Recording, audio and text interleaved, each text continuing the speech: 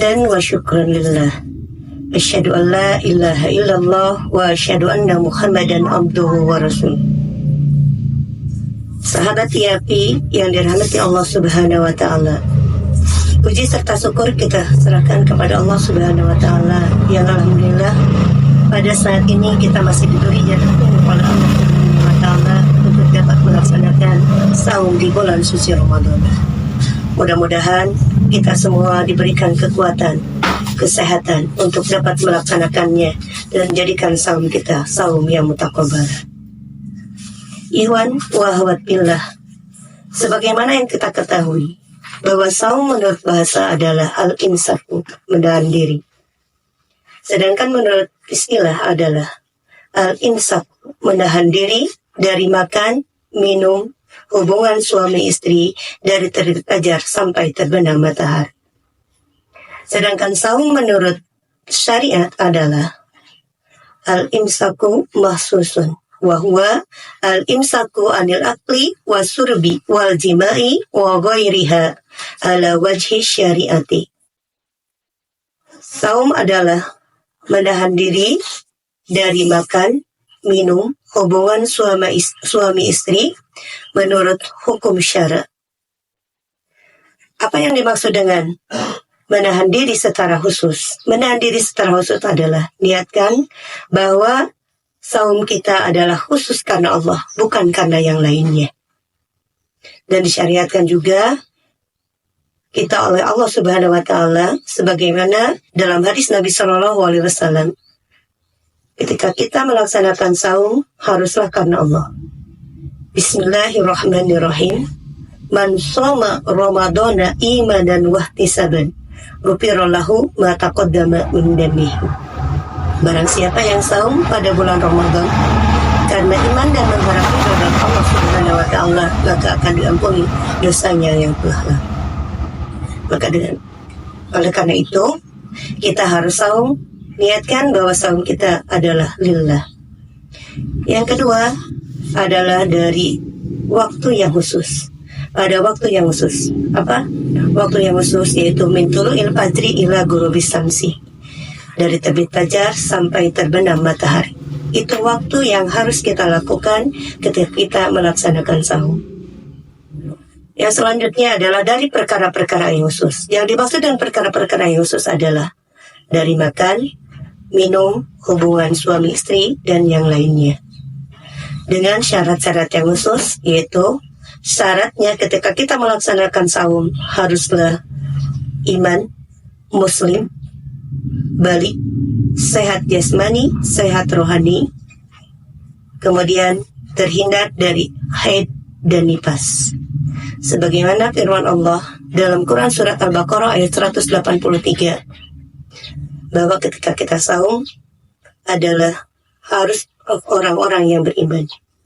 A'udzubillahi minasyaitonirrajim. Ya ayyuhalladzina amanu kutiba alaikumusiyam kama kutiba alal ladzina min qablikum la'allakum tattaqun. Hai orang-orang yang beriman, telah diwajibkan atas kalian saum sebagaimana diwajibkan kepada orang-orang sebelum supaya la'allakum tattaqun, supaya kalian menjadi orang-orang yang iwan wa akhwatillah yang dimuliakan Allah Subhanahu wa taala. Oleh karena itu, agar saum kita, agar ibadah kita diterima oleh Allah Subhanahu wa taala dan sesuai dengan apa yang disyariatkan oleh agama, maka kita harus memiliki ilmu. Sebagaimana harapan kita kepada Allah, doa kita kepada Allah, dalam sebuah hadis dikatakan, Allahumma adnini bil ilmi wa zayyini bil hilmi wa akrimni bit taqwa wa zamilni bil afiyat. Maka kita memohon kepada Allah agar kita dikayakan ilmu. Karena dalam hadis dikatakan, barang siapa yang ingin kehidupan dunia, maka dengan ilmu. Barang siapa yang ingin kehidupan akhirat, maka dengan ilmu. Dan barang siapa yang ingin kehidupan dunia akhirat, maka dengan ilmu. Mudah-mudahan dengan ilmu yang kita miliki, dengan pengetahuan agama yang kita miliki, apapun yang kita lakukan itu mendapat pahala dari Allah Subhanahu wa taala dan tidak menjadi pahala dan tidak menjadi amal yang sia-sia. Yang kedua, kita memohon kepada Allah agar kita diberikan kesabaran, kelemah lembutan. Apalagi di saat saum seperti sekarang, mudah-mudahan kita terhindar dari hawa nafsu, serta hal-hal yang akan membatalkan atau mengurangi pahala saum kita. Wazayyini bil afiyah, wazayyini bil hilmi. Dan mudah-mudahan Allah menghias kita dengan kelemah lembutan, dengan kesabaran. Kita bisa menahan diri kita untuk selalu bersabar dalam menghadapi segala tantangan dan rintangan, serta dalam menghadapi segala godaan. Yang ketiga, kita memohon kepada Allah adalah dimuliakan dalam ketakwaan. Wa aqimni bittaqwa. Muliakanlah aku dengan ketakwaan. Mudah-mudahan dengan ketakwaan ini kita termasuk orang-orang yang paling mulia di hadapan Allah. Sebagaimana firman Allah, inna akramakum indallahi atqakum. Sesungguhnya orang yang paling mulia di sisi Allah adalah orang-orang yang bertakwa. Bahkan harapan kita di dalam Quran surat Al-Baqarah ayat 183 yang tadi telah dibacakan, bahwa salah satunya diwajibkannya saum kita adalah untuk menjadi orang-orang yang bertakwa. Yang terakhir, harapan kita kepada Allah adalah wazammilni bil afiyati.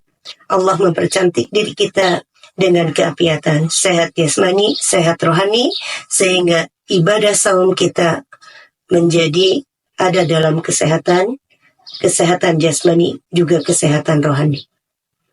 Ikhwan wa akhwatilah yang dimuliakan Allah Subhanahu wa taala. Demikian yang dapat saya sampaikan. Mudah-mudahan ada guna serta manfaatnya, khususnya bagi saya yang menyampaikan, umumnya bagi kita semua.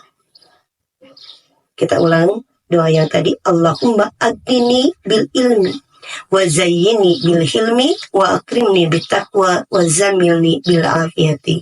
Ya Allah, kayakanlah aku dengan ilmu, cantiklah aku, hiasilah aku dengan kelembutan, muliakanlah aku dengan ketakwaan, dan percantiklah aku dengan keapiatan. Subhanakallahumma rabbana wa bihamdik, asyhadu an la ilaha illa anta, astaghfiruka wa atubu ilaik. Rabbana atina fid dunya hasanah wa fil akhirati hasanah wa qina adzabannar. Wassalamualaikum warahmatullahi wabarakatuh.